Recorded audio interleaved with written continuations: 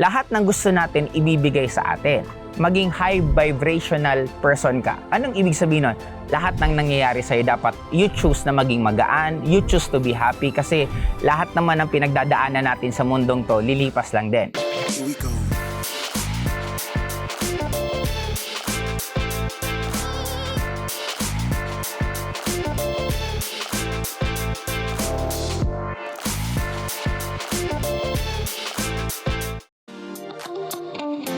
Pupunta mga tropa peeps.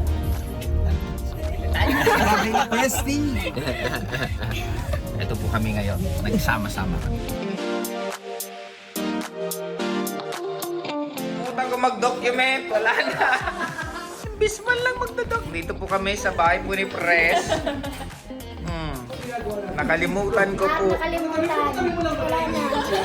Wala na po yung mga pagkain. Nakalimutan ko. Wala na, murder na.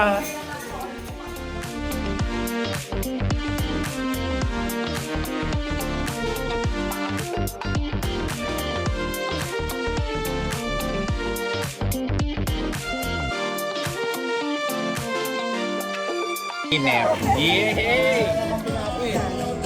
Wow! Paborito to lahat ni Ian.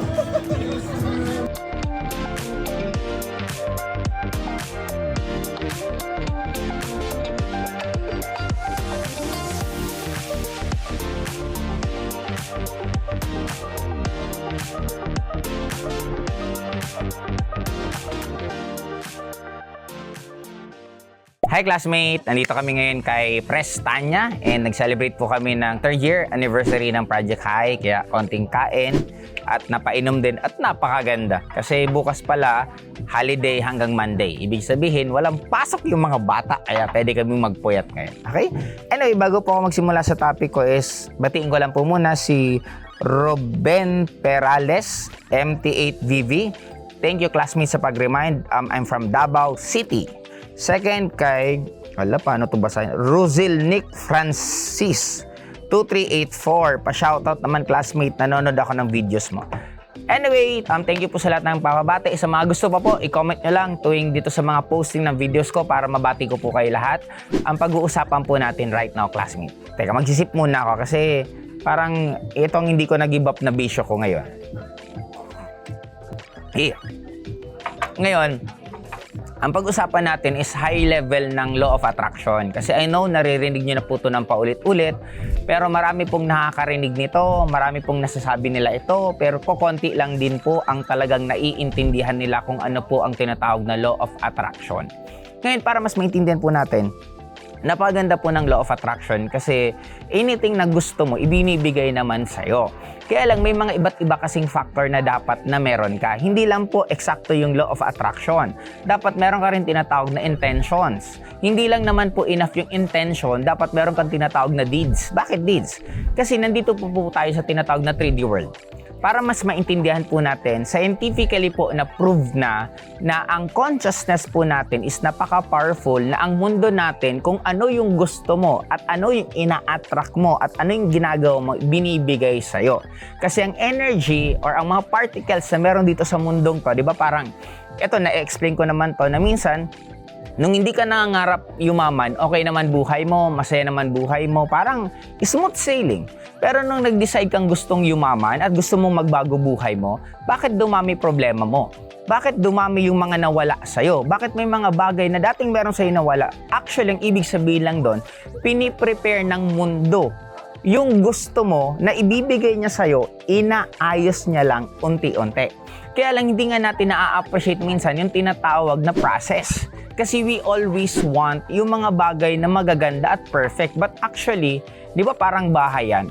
Hindi naman magiging malinis ang isang bahay at napakaganda kung hindi ka magkakaroon tinatawag na general cleaning. Yung general cleaning, madumi siya, magulo siya, pero after ng general cleaning, magiging napakaganda ng bahay mo. Ganon din ang consciousness natin. Lahat ng gusto natin ibibigay sa atin. Kaya lang uulitin ko, may law of attraction ka na. Gusto mong gumanda buhay mo. Dapat meron ka rin intention pa. Bakit alaga yan ang pinakagusto mo? Dapat clear na clear ka. And lastly, since nandito po tayo tinatawag sa 3D world, para mas maintindihan po natin, di ba, maraming iba't ibang klaseng religion. May mga iba't ibang tawag na po right now. May tawag po kay God, nagiging universe, nagiging Allah, nagiging Jesus Christ. Ang daming iba't ibang tawag. But pinaka-bottom line po dyan, sa scientifically na explanation, pag meron kang ina-attract na kung anong ina-attract mo, ibibigay sa'yo. Pero since nandito po tayo sa 3D world, kailangan po ng deeds. Ibig sabihin, kailangan consciously na may intention ka na gusto mo yung ginagawa mo. Example, gusto mong yumaman. Hindi naman po pwedeng yayaman ka na ang gusto mo, wala kang ginagawa. Kung gusto mong yumaman, dapat masaya ka rin sa trabahong ginagawa na makakatulong sa'yo para kay yumaman.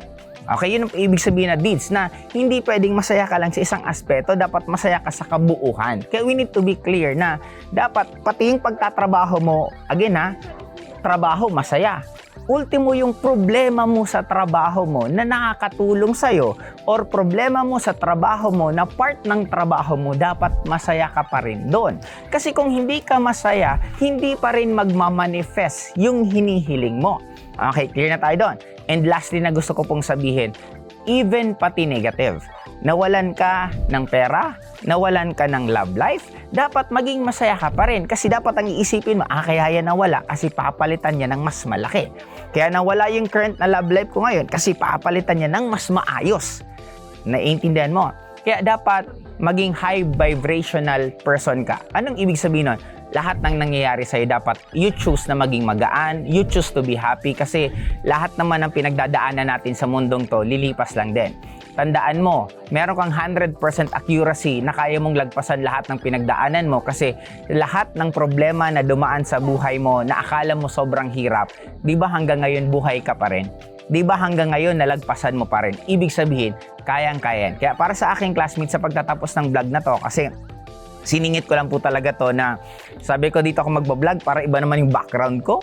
And gusto ko lang pong sabihin sa inyo bago, cheers sa lahat po, na i-maintain nyo po yung high vibration. Ibig sabihin ng high vibration, yung masaya ka, yung tono ng pagsasalita mo, katulad ng pagsasalita ko to.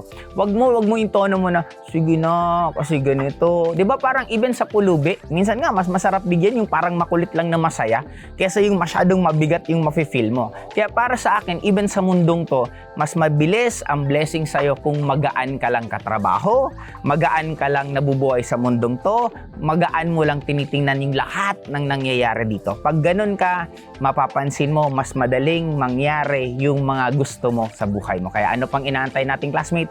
Simulan mo itong pagbabago ng mga sinabi ko kasi for sure, bilangan mo lang, hindi po buwan, hindi taon, bilangan mo lang ng ilang araw, sundin mo itong sinasabi ko lahat, pupusta po ako.